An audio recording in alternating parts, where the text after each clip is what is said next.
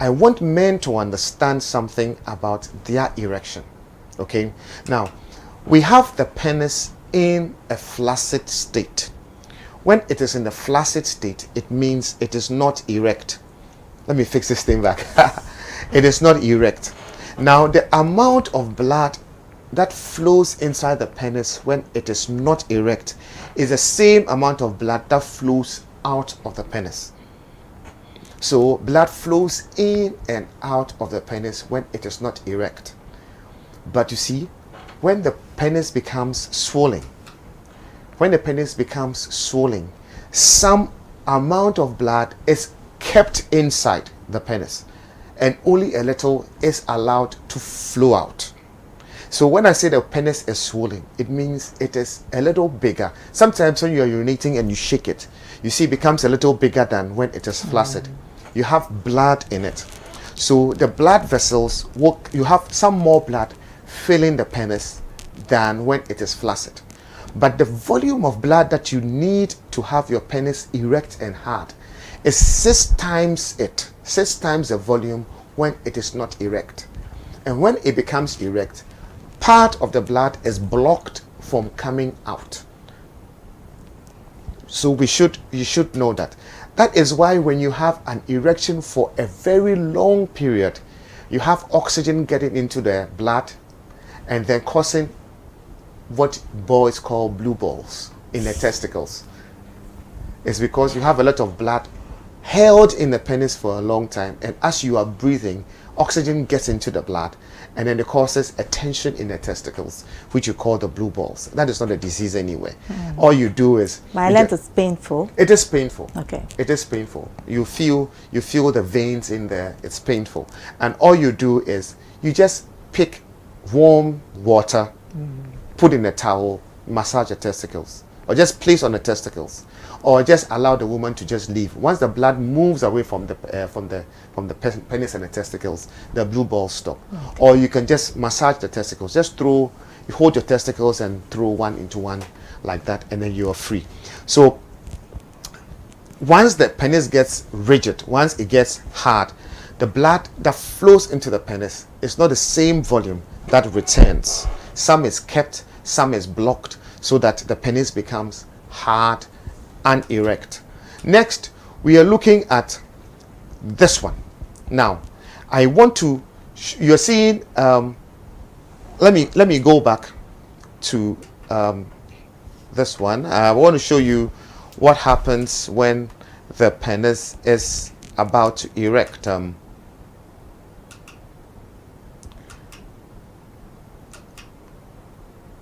Okay, now in the slide on the left, you see the blood shooting inside the penis when it is erecting. So once it is erect, that is what happens. You have the blood pushing inside, and once it becomes flaccid, the blood returns back into the body. So the problem here is that if you have a very large penis and your body is unable to supply enough blood into it, your erection is not going to be as hard and as high as you have seen in the demonstration on the screen. So it is not really necessary having a very large phallus, because if you have a normal size phallus that you know how to use well, many more women enjoy you than when you have an extremely large phallus. Even though if your phallus is small, it can be enlarged. There are very natural ways of doing it, which we all know. We can teach, we can do it, it happens. But the thing is, if it is already 5 inches and above, there's no need to have any extra, basically. So here also, I have done this here before, but I want to go over it again to show you that your age actually determines the way or the type of erection you have. Like you're seeing the 5 fingers. When you have your 5 fingers up like that, when you're 20 years, your erection is up. When you are 30 years, it is like the index finger. If you are 20 years, it's like the index finger. If you are, if you are 30 years, it's like the middle finger. 40 years, it goes down. 50 years, it goes down like that. So if you are actually 50 years and you have a 20-year erection, it means you are very healthy, you are very young. So if you are 60 years and you have a 40... And does it normally happen? It does. It depends on how well you live your life, Okay. how well you manage yourself. So it is not... There are people who are 70 years and can still have good erections, simply because they have taken good care of their prostate. They're taking good care of their health. And that is what we are teaching you here. Because once you conserve energy, you'll be able to have that energy in your old age to use. So that is one of the reasons why we are talking about these things with you on this show. So here we are looking at people who don't take care of themselves would have what we call erectile dysfunctions. And erectile dysfunctions come in many ways. I'm just looking at 3 of them. Most of them is from the brain. Most of them is from the brain. It will either be what do you call it? The person might have some Alzheimer's disease, or the person might have some problem with Parkinson's disease, or the person might have some problem with all these, problems that has to do with the brain can also cause erectile dysfunction, because the brain is the biggest sex organ. We should know that. So most times, some psychological problems can even cause people to experience erectile dysfunctions. So when people come to us with erectile dysfunction issues, we would want to meet them, we would want to examine them, we would want to see or find out what the real problem is. And then also inadequate blood flow into the blood can also be a problem. So those who have high blood pressure, those who have cholesterol issues, that can have enough blood flowing into their penis, would also have erectile dysfunctions. And then the most important one is those who have prostate problems. Erectile dysfunctions, some people who have erectile dysfunctions have prostate problems. Either the prostate has become cancerous, or the prostate is becoming cancerous, or the prostate is becoming weak. And one of the major causes of prostate problems is, especially with men, is men who do not take good care of their anus. Anus? Yes. You can see on my slide, you can see on the slide there that I have a diagram that is showing the anus.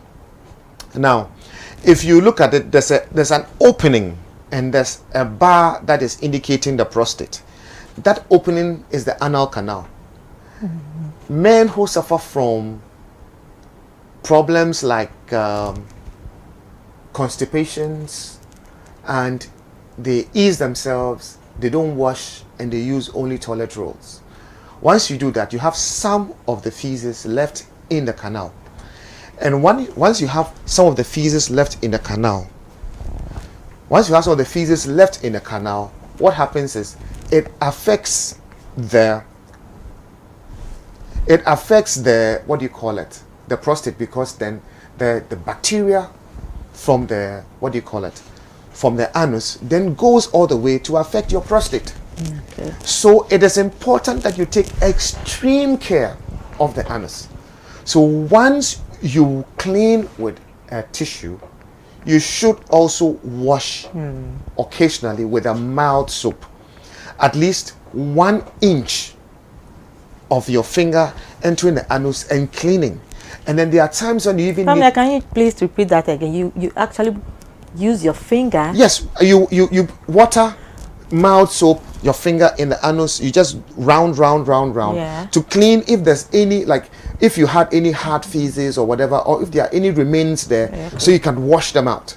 Some would also not want to insert their finger, so they'll take probably any small thing, and then they put cotton, or a big cotton bud, and then you put a detergent around it, and then you just wipe just a little bit of the entrance of the anus. And once that place is clean, and once that place is tight, you are healthy, you are strong, and you will live long.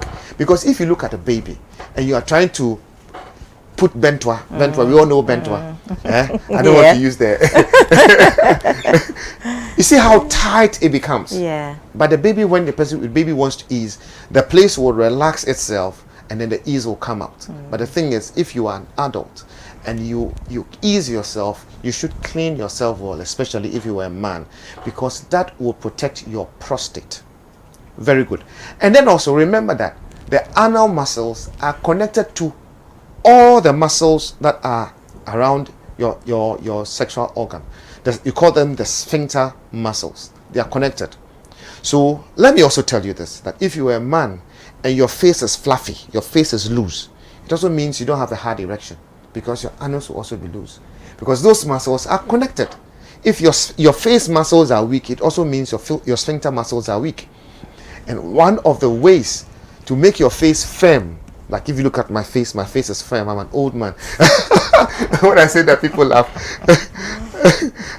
Your face is firm. It also means your anal muscles are firm. They are strong.